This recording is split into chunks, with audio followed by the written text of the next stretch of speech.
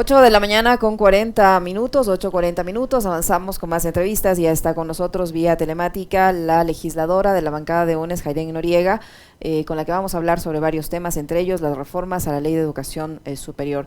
No obstante, yo quisiera preguntarle rápidamente, asambleísta Noriega, buenos días, bienvenida. Le acompañamos a Alexis Moncayo, quien le habla a Licenia Espinel, sobre estas denuncias de supuestos intentos de compra de conciencias alrededor de algunas bancadas, entre ellas las del Partido Social Cristiano y de UNES, que han tenido que salir al paso de estas especulaciones, de estos rumores y decir que no va a ser así. ¿Qué ha pasado al interior de la Asamblea Nacional?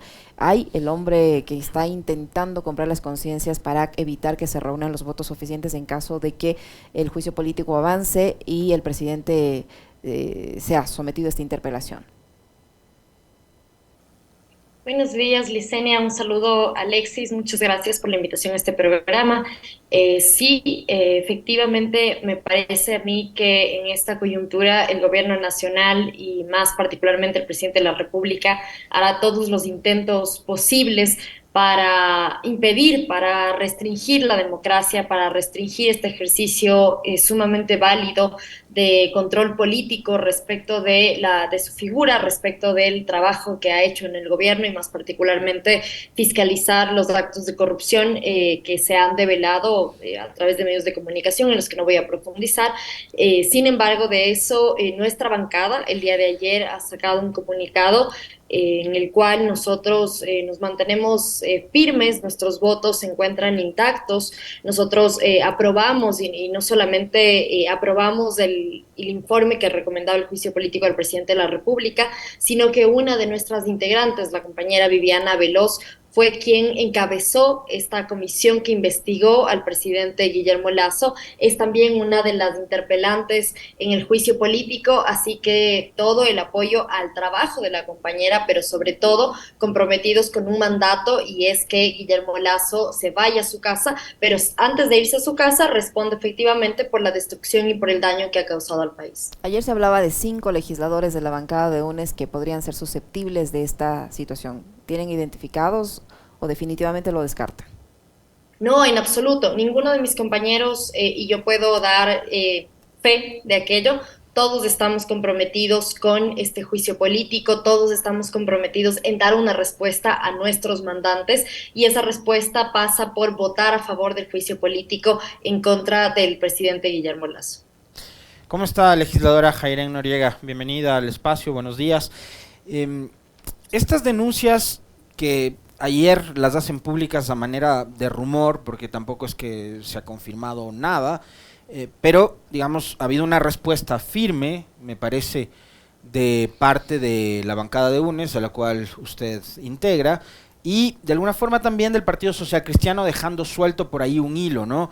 Que es este del político pulcro y serio que estaría tratando de comprar conciencias y de eh, tratar de cambiar la postura que tienen algunos legisladores en el pleno sobre este asunto particular del juicio político. Eh, pero eso realmente está pasando, más allá del... A mí me queda claro la postura de UNES, ¿ok? Me queda clarísimo. El tema es, ¿está pasando? Hay operadores políticos del gobierno que se están acercando a las bancadas para ofrecerles, qué sé yo, cargos, plata, no sé, lo que sea. Eso está pasando, es real. Mire, Alexis, a mí no me consta en Ya. primera persona. Le puedo decir que no he recibido ningún O sea, a ofrecimiento usted no porque le han creo llamado, ni le también han escrito, ni le han ido a buscar nada. en lo Ya, absoluto, porque creo que también quienes lo hacen apuntan a las personas, a los por legisladores que supuesto. miran con la conciencia un poco más frágil y con los principios más endebles que los míos, así que yo no he recibido De ningún acuerdo. contacto. Respecto de si esto está pasando o no, creo que no sabría decirle. Me parece a mí que el coordinador de nuestra bancada, el colega Mauricio Zambrano, podría darle más información al respecto, porque estos son temas que se hablan entre las coordinaciones de las bancadas, así que no podría darle información Ujú. respecto de si eso está pasando o no, pero sí aprovecho la pregunta para hacerle un llamado al presidente de la República a que no restrinja la democracia, a que no manche más el poco honor que le Ujú. queda y en este sentido deje transcurrir con normalidad un proceso de control político tan importante e histórico para este país, que se defienda en democracia, si él tiene las pruebas de su inocencia, como mencionaba en días pasados en esta cadena nacional que hizo, pues bueno, que se defienda. La Asamblea Nacional ha cumplido con todos los procedimientos, con todos los requisitos en ley, de la forma más digamos, legal posible. Sabemos que este proceso ha pasado ya el control por parte de la Corte Constitucional, así que quienes dicen que este proceso es golpista, que es antidemocrático, están completamente equivocados. El presidente también tiene la posibilidad de activar otros mecanismos constitucionales, pero eso, hagámoslo en ley, hagámoslo con la Constitución en la mano, y es lo que nosotros, es el proceso que nosotros esperamos dentro de la Asamblea Nacional. Ahora, en medio de esta disputa, el juicio político y demás, hay otros asuntos que también han entrado en debate y los ha puesto el propio presidente sobre la mesa en esta entrevista a la que usted se refiere el pasado domingo. Uno de esos es nuevamente echar la responsabilidad o la culpa a la Asamblea por los problemas, gravísimos problemas de inseguridad que vive el país, ¿no? Y de eso se hacen eco los medios de comunicación que son los amplificadores de esas tesis o de esos relatos y encuadres que... Está lindo el gato, que va generando el presidente y el gobierno. Veo dos gatos, de hecho, en la pantalla. Dice, la Asamblea no tramita la reforma constitucional para darle seguridad y que las Fuerzas Armadas intervengan y ayuden a la policía y Entonces ya salieron los medios de comunicación, ¿no? Y con sendos titulares diciendo que la Asamblea obstruye reformas legales para darle seguridad a los ecuatorianos. Quiero que usted nos explique, legisladora, ¿cuáles son los plazos? ¿Cuáles son los procedimientos que tiene que seguir un parlamento para tramitar una reforma constitucional que no es tan fácil como emitir una resolución para declarar el 5 de abril como el Día del Mazapán? Sí, totalmente de acuerdo con usted, Alexis, y ahí yo quisiera responder la pregunta aclarando cuáles son las funciones de la Asamblea Nacional, que son funciones, además, que pasan por un principio de separación de poderes y de tener distintas funciones los distintos poderes del Estado. Nosotros lo que hacemos es legislar y fiscalizar. En este sentido, y le voy a poner un ejemplo sumamente claro. En el 2018 se aprobó la ley para prevenir y erradicar la violencia de género, una ley que incluso en otros países de la región es tomada como una ley modelo por lo buena que es, por lo bien que se logró construir en la asamblea de ese tiempo, además encabezada por legisladores de la bancada de la Revolución Ciudadana en el periodo pasado. Pero esta es una ley que es inaplicable en la medida en que no encuentra el contrarrelato, si se quiere, para aplicarse dentro del Ejecutivo. ¿El Ejecutivo qué hace? Hace políticas públicas, entrega presupuesto. Nosotros, por ejemplo, desde la Asamblea Nacional, no podemos modificar un solo centavo del presupuesto general del Estado. Nosotros, y refiriéndome ya a los temas de seguridad, no está en nuestra cancha, por ejemplo, comprar chalecos antibalas. No está en nuestra cancha comprar patrulleros, no está en nuestra cancha otorgar presupuesto para que las unidades de policía comunitaria que han sido tan maltratadas y descuidadas todos estos años y que por ende no sirven para proteger a los ciudadanos y las ciudadanas puedan entrar en funcionamiento. Esas no son tareas, esas no son funciones de la Asamblea Nacional, y con esto no quiero sacarle el cuerpo a un problema que claramente les preocupa a las y los ecuatorianos, y en ese sentido nosotros hemos aprobado varias normativas y Código Orgánico Integral Penal, que han sido solicitudes expresas del presidente de la República, y en ese sentido todo el apoyo, a pesar de que incluso con algunas reformas no estemos de acuerdo, pero para que el Ejecutivo no tenga excusa de no se están aprobando leyes y por ende no puedo hacer mi trabajo, entonces hemos dicho, como bancada de UNES, nuestra posición política es, ok, vamos a aprobar esto, a ver si así el presidente de la República puede de una vez por todas hacer su trabajo, cosa que a día de hoy no ha pasado. Pero insisto, el problema de la seguridad, como el problema de la salud, como el problema de la educación, de la falta de cupos, como el problema del empleo y otros tantos que preocupan a los ecuatorianos y a las ecuatorianas, no pasan por una modificación en la normativa legal. Así es. ¿Qué quiero decir con esto? Las leyes siempre serán perfectibles. No quiero decir que no tengamos ningún trabajo que hacer desde la Asamblea Nacional, pero me refiero a que sin presupuesto, sin recursos, Sin voluntad pública. política, es imposible generar políticas públicas. Más allá de que sí, el procedimiento parlamentario implica que las reformas, sobre todo constitucionales, no se hagan de un día para el otro, pero más allá de eso, incluso con una reforma a la Constitución aprobada, como tantas otras reformas a normativas que nos ha enviado el Ejecutivo y se han tramitado en la Asamblea Nacional, la situación del país no va a cambiar porque el principal problema que tiene este país es el presidente de la República. Un presidente que durante más de 2 años no ha hecho absolutamente nada y donde el día de ayer, por ejemplo, veíamos que se generó una nueva disputa dentro de La Roca, dentro de una cárcel donde existen 20 personas.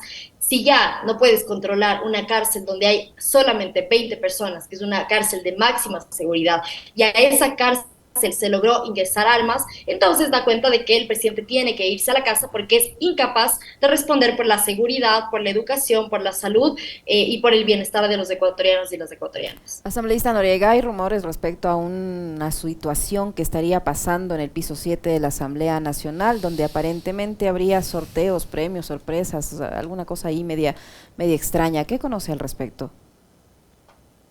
La verdad, no lo sé, Licenia, todavía el día de hoy sesionamos en Tulcán, así que yo estoy haciendo esta entrevista y salgo para la sesión. No, la verdad desconozco, no sé de qué se trata. Pero no se ha escuchado nada, rumores sobre eso.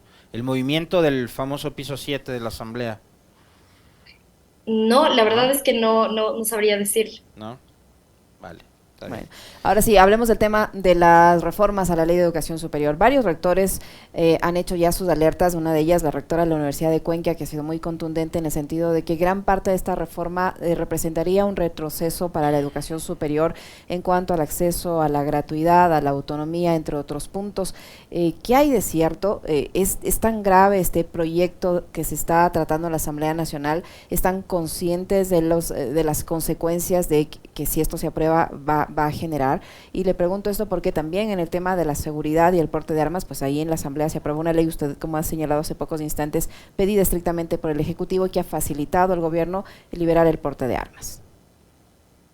Sí, respecto de estas reformas, creo que es importante señalar que esta no es una reforma de un solo proyecto, sino es la recopilación de varios proyectos de ley y de allí, digamos, pasando también por la mala conducción que ha tenido el presidente de la Comisión de Educación, termina siendo una colcha de retazos y que no puede, digamos que no se logra ver hacia dónde quieren ir con esta reforma respecto a, por ejemplo, cuál es el objetivo que tiene desregular la educación privada. Bueno, digo, sabemos que el objetivo es hacer que sus negocios crezcan y que los dueños de las universidades se vean beneficiados, pero ¿en qué le aporta esto a los jóvenes? ¿En qué le aporta esto a la educación superior del país?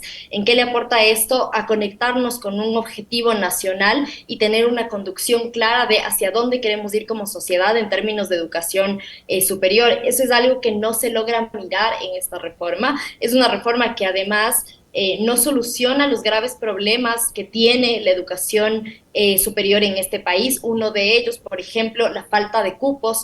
Eso ha sido una demanda histórica de los estudiantes, ¿no? Que quieren ingresar a la universidad y que más allá de la existencia de un examen o no, que yo creo que ahora queda sumamente claro que el problema nunca fue el examen, nunca fue el método de filtrar quiénes entraban y quiénes no entraban a la universidad, sino que siempre hubo un faltante en cuanto a la oferta de la educación pública para que todos los estudiantes, para que todos los aspirantes puedan ingresar a la universidad. Esos no son problemas que se están solucionando. Recordemos además que algo que el presidente Guillermo Lasso dijo durante la campaña era que él no iba a eliminar los programas de becas, por ejemplo.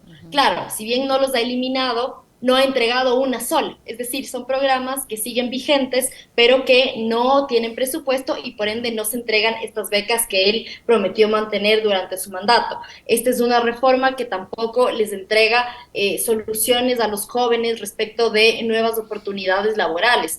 Una reforma de educación superior responsable y pensada técnicamente debería poder conectarse con qué sucede ahora con el mercado laboral, para que los jóvenes, una vez graduados de la universidad, no terminen desempleados 2, 3, 4, 5 años, incluso con títulos de maestría. Esta es una reforma que tampoco soluciona, por ejemplo, el problema de precarización docente y que además ya hemos venido viviendo hace al menos del año 2018 un recorte gravísimo en recursos a la educación superior. Esos, digamos, como los principales problemas, pero hay muchísimos más. Por ejemplo, los casos de violencia sexual que se generan dentro de instituciones educativas de educación superior, y esos problemas, lejos de solucionarse con esta reforma, lo que hacen y lo que sucede es que se van agravando, y en ese sentido, de allí que nuestra posición como bancada sea el archivo de esta reforma que por ahí algunas personas en redes sociales sobre todo me decían, bueno, pero tiene este artículo puntual que es positivo para la representación estudiantil, tiene este artículo puntual que va a ayudar a que tengan los estudiantes voz en el cogobierno. Sí, está perfecto y lo digo con toda sinceridad. Yo como ex representante estudiantil, universitaria, secundaria, comprendo que los estudiantes tenemos demandas también de representación, pero no podemos hacerle el juego al gobierno del presidente Lasso, que busca pasar esta reforma poniendo una, dos o tres máximo artículos que son beneficiosos, mientras que ocultan en esos artículos todo lo malo que puede ser, que puede significar para el sistema de educación superior. Uno de los ofrecimientos de la campaña, ahora que, por ejemplo, ayer nuevamente el Tribunal Contencioso ha decidido dar la espalda al proceso de revocatoria del mandato por el incumplimiento del plan de gobierno, del binomio Lasso-Borrero.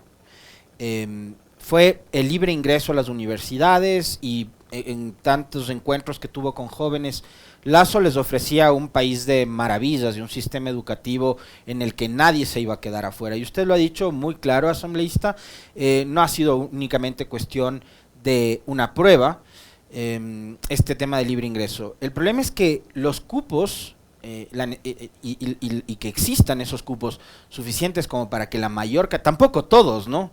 Pero que la mayor cantidad de chicos puedan ingresar a la universidad, se solventa con inversión pública, con la presencia del Estado. Y esa presencia, le pregunto, existe. Usted ha dicho no hay becas, pero para incrementar cupos, ¿ha habido presupuesto o también se ha reducido el presupuesto en educación superior? No, Alexis, también se va a reducir presupuesto en educación y ahí miramos, esto no es un problema de este gobierno particularmente, esto es algo que venimos viviendo desde el año 2018. De hecho, una de las primeras movilizaciones fuertes que tuvo el gobierno de Lenín Moreno de rechazo fue precisamente encabezada por estudiantes universitarios, porque reducía en la proforma presupuestaria hasta el año 2019 145 millones a las universidades. Y desde allí hasta el presente los recortes han sido sistemáticos. Y cada año el problema se hace mucho más grave en la medida en que hacia el 2018 eran 145 millones, hacia el 2019 también hubo un recorte de algo más de 100 millones, pero a eso sumémosle que ya se habían se habían ejecutado recortes previos, lo que hace que cada año el sistema de educación superior se vuelve cada vez más débil. El sistema de educación superior cada vez puede recibir a menos estudiantes y ese es realmente el problema de los cupos. De hecho, el día de ayer la mesa de educación que se encontraba debatiendo estas reformas, yo hice parte de esta comisión, con voz, no con voto, porque no pertenezco a esta comisión, pero siguiendo el debate nos encontramos con un artículo que era un artículo que no se estaba reformando, sino creando, porque Cuando el examen de ingreso a las universidades estaba centralizado en el Estado, entonces no había necesidad de normar esto, de normar su funcionamiento cuando esto estaba ya o está como en este momento a cargo de las instituciones de educación superior propiamente dichas.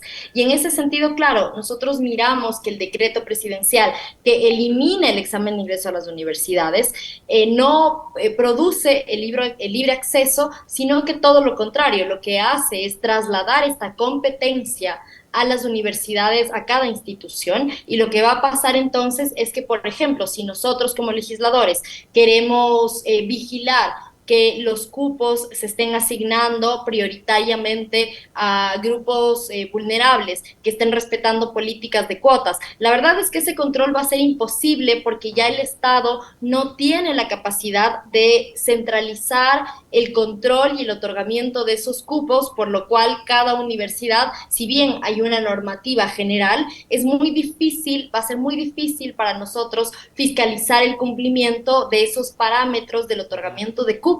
Lo que va a pasar es algo que, si bien yo no lo viví, pero me contaba mi madre, mi hermana que tiene bastantes más años que yo, cómo funcionaba antes el sistema de educación. Y era básicamente, si tú tenías una palanca dentro de la universidad, entonces tenías un cupo asegurado. Si tú pagabas dentro de la universidad, entonces, bueno, te otorgaban un cupo. Y en el peor de los casos, te tocaba hacer pilas de días, turnarse entre los familiares para que no dejen ese puesto en la fila, que los estudiantes puedan dar el examen, y finalmente tampoco dar el examen te aseguraba tener un cupo en la universidad. El día de ayer también en la mesa legislativa se discutía respecto de qué debería ser el examen, y ahí se hablaba de que tenía que ser un examen de conocimientos. Gravísimo error, porque si nosotros miramos que en los niveles cuando se califican a los estudiantes dentro de pruebas internacionales para tener estándares de educación, nos vamos a dar cuenta que los estudiantes de escuelas privadas son los que suelen sacar mayor puntaje. ¿Por qué? Por muchas razones, no porque sean más inteligentes, sino porque son estudiantes que bien o mal tienen asegurado 3 comidas al día, Claro. tienen internet en su casa, no trabajan seguramente, cosa que pasa con muchos estudiantes de escuelas públicas. No les dará falta una computadora o una laptop en la cual puedan hacer sus tareas, en fin. Digo que tienen la vida un poco más fácil, y eso hace que puedan tener mejores calificaciones al momento de dar una prueba de ingreso a las universidades, mientras que estudiantes que estudien en condiciones más precarias son los que ahora sí se van a quedar fuera del sistema. Y esto es algo que había dejado de pasar en el gobierno de la Revolución Ciudadana. De hecho, hacia el año 2015, 7 de cada 10 estudiantes que ingresaban al sistema de educación superior eran estudiantes de primera generación, de sus familias, en ir a la universidad. Y eso, digamos, yo soy parte de esa estadística, que puede significar un número frío, puede significar solamente un porcentaje, pero en la vida, en las trayectorias vitales de quienes teníamos como proyectos de vida ir a la universidad, y lo logramos gracias a la educación gratuita y de calidad, significa muchísimo. Ese era el país en el que vivíamos, un país de oportunidades, un país de becas, un país de sueños cumplidos de los jóvenes, mientras que el país en el que vivimos ahora es un país de promesas incumplidas por parte del presidente de la República. Muchísimas gracias, asambleísta Noriega, por habernos acompañado en este diálogo. Muy amable. Muy gentil, legisladora. Gracias a ustedes. Un abrazo. Lo propio el asambleísta Jairen Noriega, de la bancada de UNES, que ha estado con nosotros